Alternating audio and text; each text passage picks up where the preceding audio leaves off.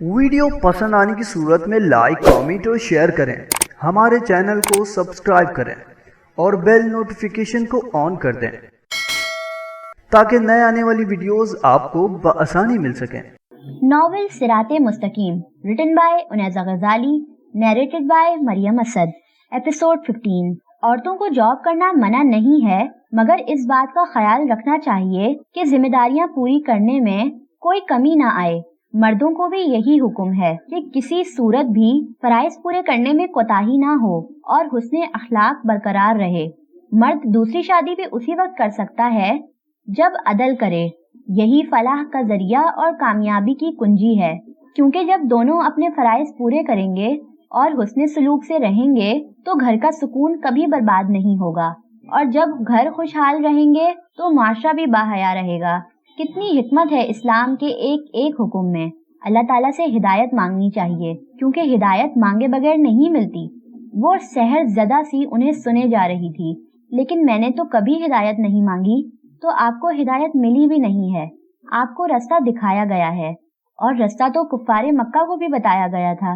अब आपको चाहिए कि हिदायत मांगे। मगर मैं नमाज पढ़ती हूँ, पाबंदी से ना भी हो तो ज्यादातर पढ़ लेती हूँ। मुस्फिरा, अल्लाह ताला ने कुरान में कहीं भी नमाज पढ़ने का हुक्म नहीं दिया बच्चे। नहीं, कुरान में तो कई मकामात पर नमाज। वो बोलते बोलते रुकी। कहीं कुछ गलत था। जी बिल्कुल, नमाज का हुक्म कई मकामात पर आया है, लेकिन नमाज पढ़ने का नहीं, कायम करने का। अल्लाह का शुक्र अदा कीजिए कि उसने आपको नमाज की तौफीक दी है। अब आप इसे कायम कीजिए पाबंदी से। थैंक यू मैम, आपने मेरा माइंड बहुत क्लियर किया है। मुझे हमेशा से इस्लाम के अहकामात पर अमल मुश्किल लगा है। बिल्कुल लगा होगा। बुलंदी पर चढ़ना हर एक के बस की बात नहीं होती।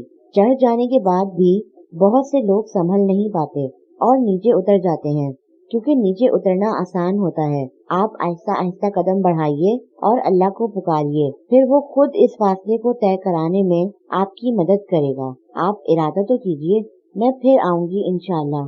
जी जरूर इंशाल्लाह। आप चाय पिए, फिर कुछ किताबें मैंने आपके लिए रखी हैं, वो लेकर जाइएगा, आपको फायदा होगा इंशाल्लाह। मैम नरमी से बोली थी। मैम, चाय की क्या जरूरत थी? जरूरत थी, मैं और भी तवाज़ो करना चाहती थी आपकी, मगर मसरूफियत की वजह से मौका नहीं मिल सका, इसके लिए माजरत। वो मुस्कुरा कर बोली। अब आप मुझे शर्मिंदा कर रही हैं मैम।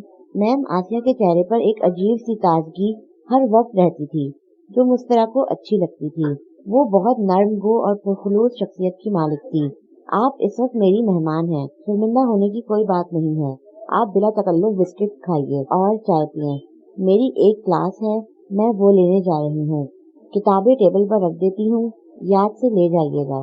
वो मुस्कुरा कर कहती शेल्फ की तरफ चली गई। चंद लम्हों बाद वो चंद किताबें लिए टेबल की तरफ आई और फिर अपना नकाब सेट करके बाहर चली गई। मुस्फिरा को उनकी शख्सियत बहुत पसंद आई थी। हालांकि वो प्रोफेसर थी, फिर भी वो उनसे बहुत कंफर्टेबल होकर बात कर रही थी। आज तो उसने मिलीनियम भी जाना था। उफ, उसे याद ही नहीं रहा। अब पता नहीं क्यों मिलीनियम जाने का दिल नहीं चाह रहा था। अरसल को मना करने का कोई जरिया नहीं था, सो जाना तो उसे था ही। आज वो अपनी कार में आई थी। ये पापा की पुरानी कार थी, जो आजकल मामा के इस्तेमाल में थी, मगर उसने एक दिन के लिए ले ली थी। यहाँ से मिलीनियम का फासला इतना ज्यादा नहीं था, मगर कराची की सड़कें और उन पर गाड़ियों का हुजूम उसे आधे घंटे से ज्यादा लग गया। उसे लगा कि 4 बजे से ज्यादा टाइम हो गया होगा, लेकिन जब मॉल में दाखिल होते हुए उसने टाइम देखा तो 3:30 ही हुए थे। अब उसे आधा घंटा इंतजार करने के लिए कोई जगह ढूंढनी थी। वो बिल्कुल ब्लैंक हो गई थी। उसे कुछ समझ नहीं आ रहा था कि खाला से क्या बात करेगी। 4 बज चुके थे, अब कहाँ ढूंढे खाला को। दफातन आवाज उसके कानों से टकराई। अरे अरसल, तुम मुस्फिरा से मिलवाने लाए हो? वो पीछे से आ रही थी। मुस्फिरा खुद उनकी तरफ मुड़ गई। अस्सलामु अलैकुम खाला। वो मुस्कुराई। वालेकुम अस्सलाम मेरी गुड़िया, इतना बड़ा सरप्राइज अरसल ने बताया ही नहीं। वो उसके गले लग गईं। उनकी आंखों में खुशी के बाइस नमी उतर आई थी। मामा कैसी हैं तुम्हारी? वो ठीक हैं। थोड़े बहुत हाल चाल के बाद वो करीब ही कुर्सियों पर बैठ गए। अरसल इस सारे में खामोश रहा। जब कुर्सियां मिल गईं तो वो इन दोनों को बात करने के लिए छोड़कर خود پتہ نہیں کہاں چلا گیا۔